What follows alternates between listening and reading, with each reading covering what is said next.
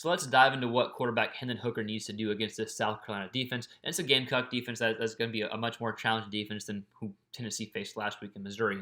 And they put up 60 points. They did exactly what they need to do. But this defense will be a lot more challenging. And real quick, let's read off just a few stats I think are pretty impressive from this Gamecock defense. They're third in the SEC in passing yards per game, or passing yards given up per game at 160. They've given up 4 touchdowns, and they have 9 interceptions. So they lead the SEC in interceptions.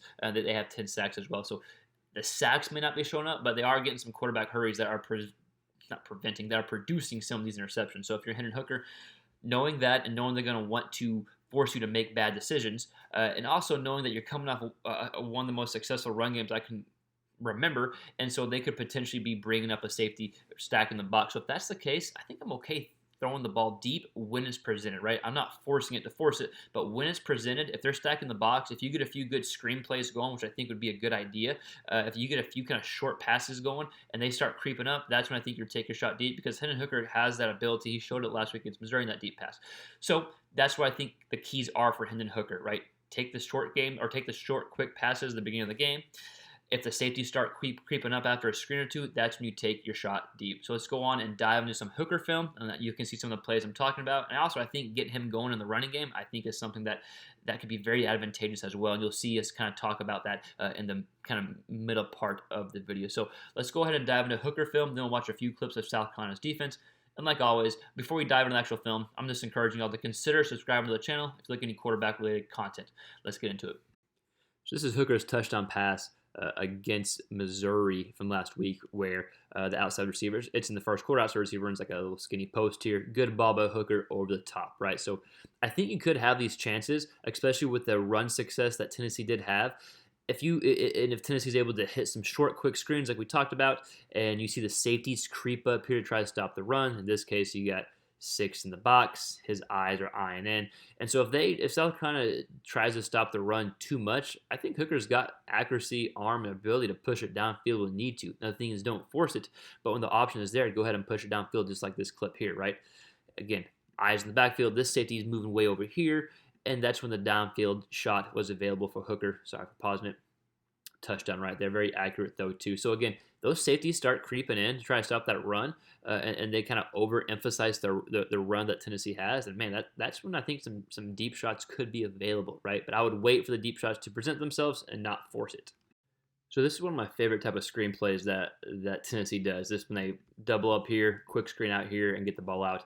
Relatively safe play, especially the field side. I would expect them to do this to South Carolina a bit more, to the Phillies, maybe help spread the defense out even more and kind of avoid that pass rush getting there. You see this play end up being a touchdown, right? Good block, get upfield, boom for a touchdown. So, yeah, you could spring one even against South Carolina. That would be great too, but I think it's just keeping the defense honest. I would expect some quick little screens like this from the receivers, or from the quarterback from Hooker to the receivers, just to get the defense out there and kind of keep the DBs aware of that, and then try to hit them up so something else off that screenplay.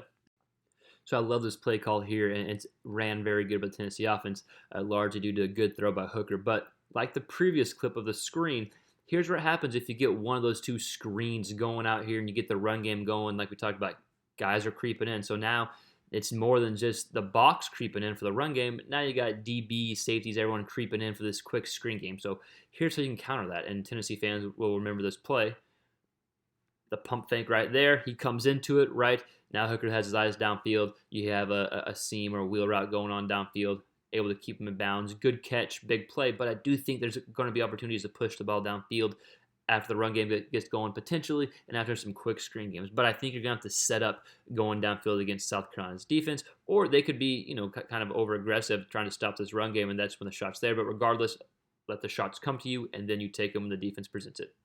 So here's a 3rd and 15 for Hooker, and this is against Pittsburgh here. And I wouldn't be surprised to see a few 3rd and longs, right? Especially compared to the Missouri game. And of course, you don't want to if you're a Tennessee fan, but South Carolina's defense is pretty salty, and so I wouldn't be surprised to see a few 3rd and longs.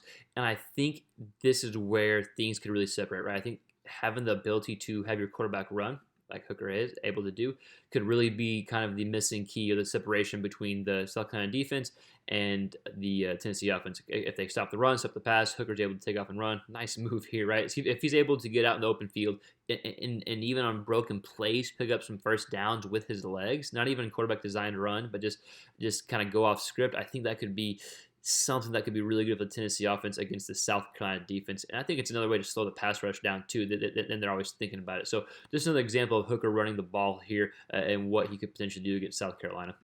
So here's a design run against Pittsburgh for Hooker. And while I do think that you'll see the zone read play and the RPOs, I think just like quarterback draws and these type of runs where you're faking a pass and running, I think it could be potential good plays for the simple fact they don't do it as much. And I expect South Carolina, to have some type of spy on Hooker, right? So Pittsburgh, probably a spy right here we see.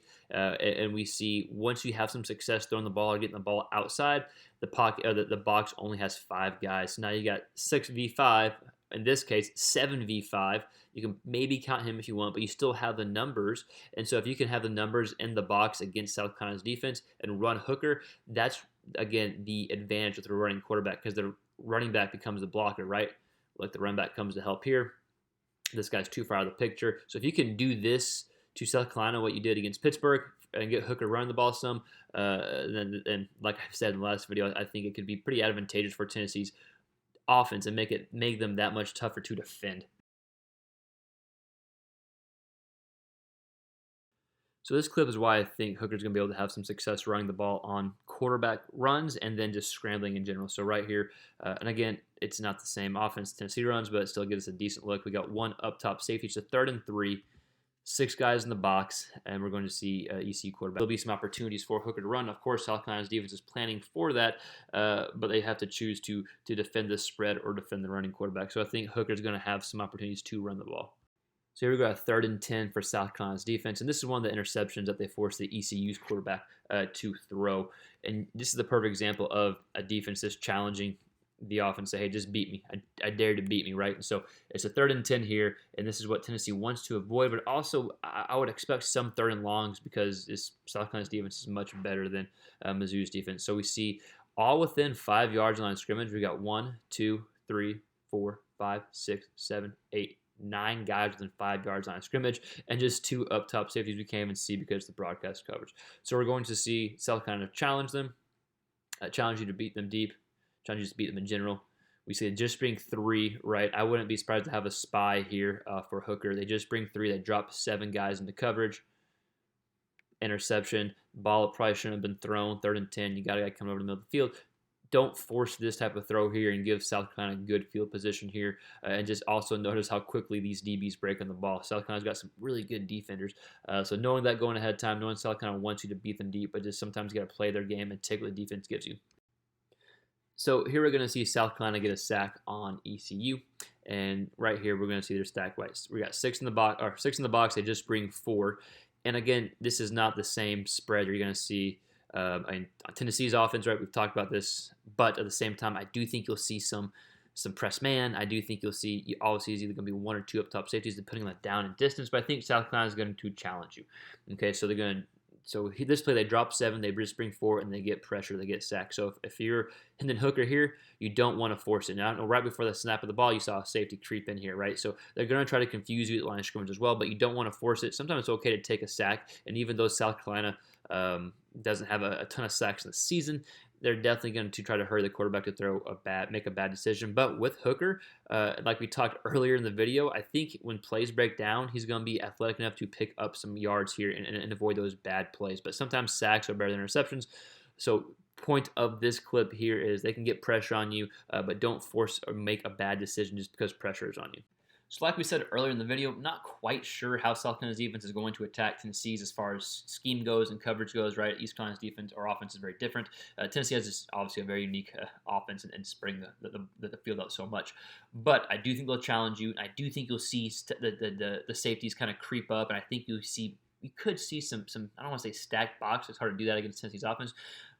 but you can see some eyes in the backfield trying to stop the run game. That's when I think you take your shot deep. But before you do that, I think you set it up, try to establish the run, get some short games going, get some short, quick passes going, and then that's when you attack deep. But I'm wondering from you, what do you think Hooker needs to do? What do you think the Tennessee offense needs to do against this South Carolina defense? And also, South Carolina's offense needs to get rolling too, right? But that's a whole different topic. Right now, let me know in the comments below what you think what Hooker needs to do. Let us know. We'll see you next time on the next quarterback-related video.